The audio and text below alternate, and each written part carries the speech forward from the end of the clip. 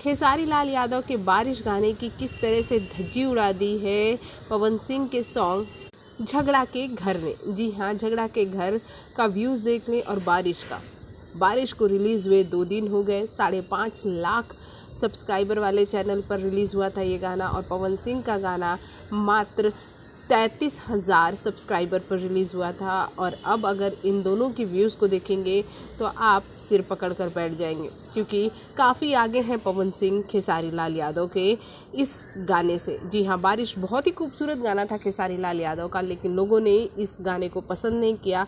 और वहीं खेसारी लाल यादव से उल्टा पवन सिंह के गाने को बहुत पसंद किया जा रहा है। लाइक के मामले में भी पवन सिंह के गाने काफ़ी आगे चल रहे हैं खेसारी लाल यादव के गाने से।